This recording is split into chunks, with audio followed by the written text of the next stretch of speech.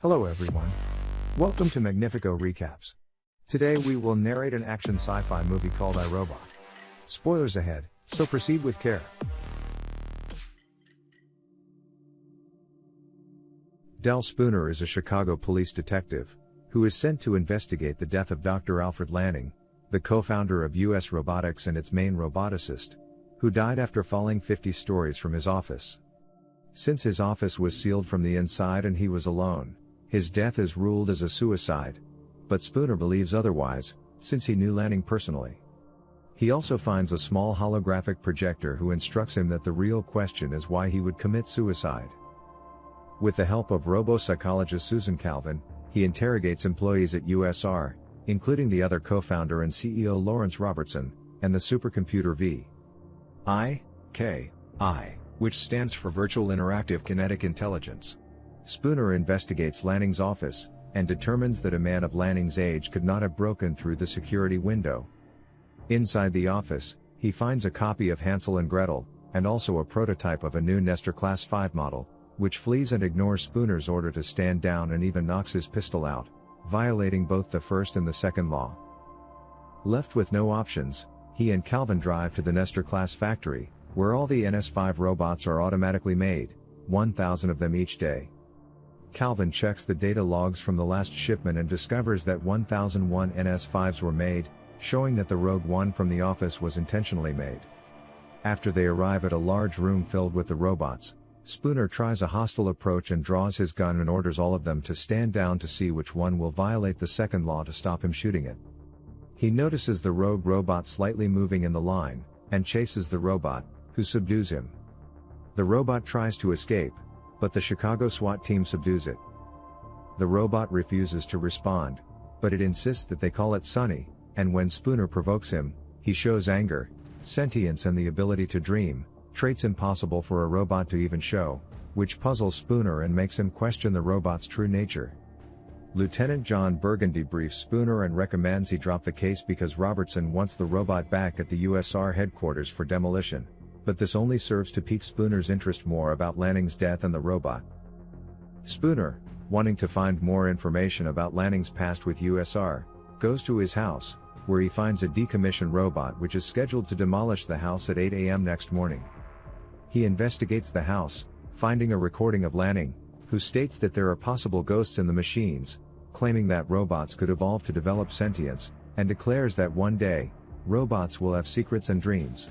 As he investigates the house, he notices a sensor strip, the same one as in the USR building, and suddenly, the robot changes the schedule from 8 a.m. to 8 p.m., causing it to demolish the house with Spooner still inside, but he manages to escape.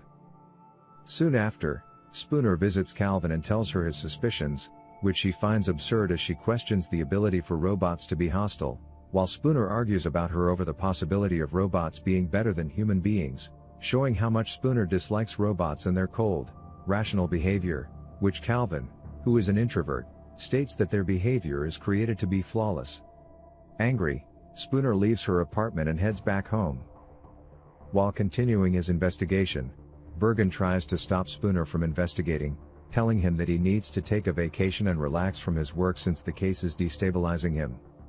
However, Spooner refuses to stop.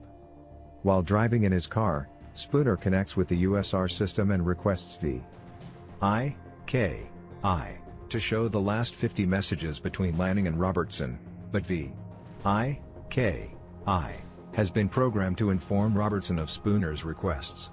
While Spooner is driving, 2 USR automatic trucks full of NS5 robots block Spooner's path and a swarm of robots jump on his car, forcing him to drive in the surface tunnel, where he crashes.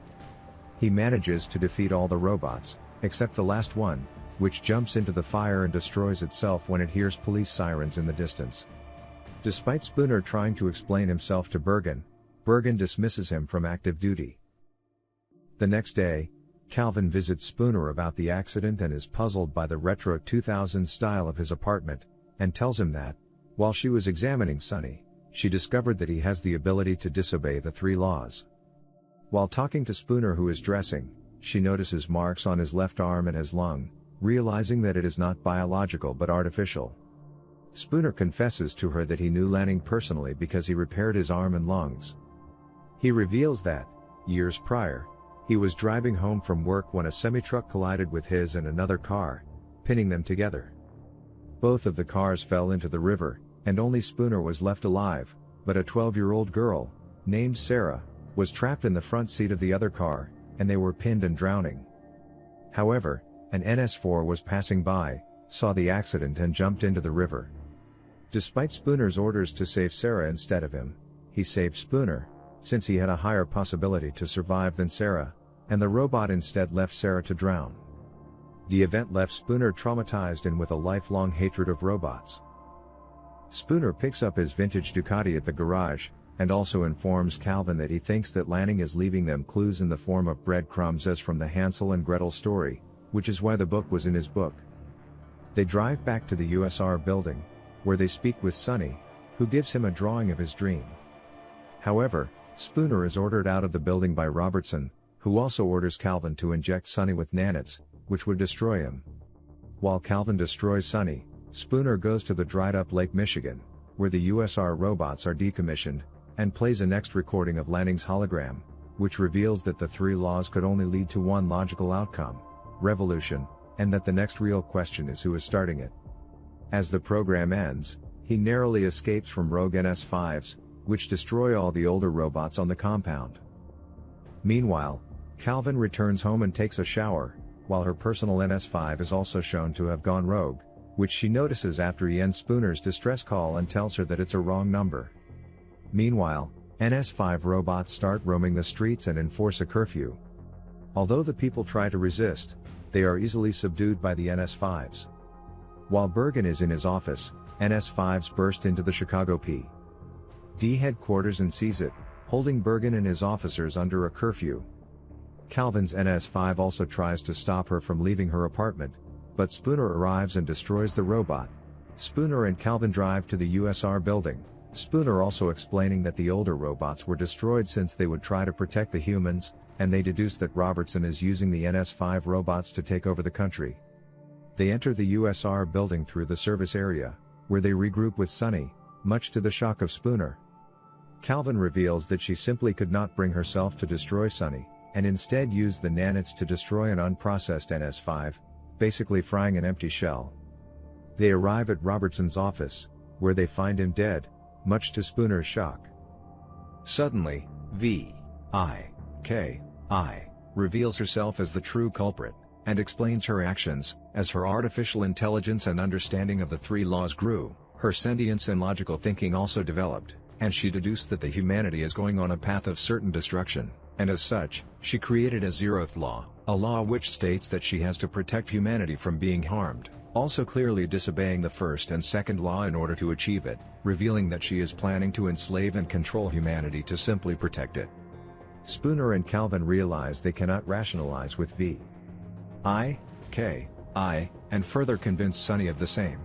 V.I.K.I.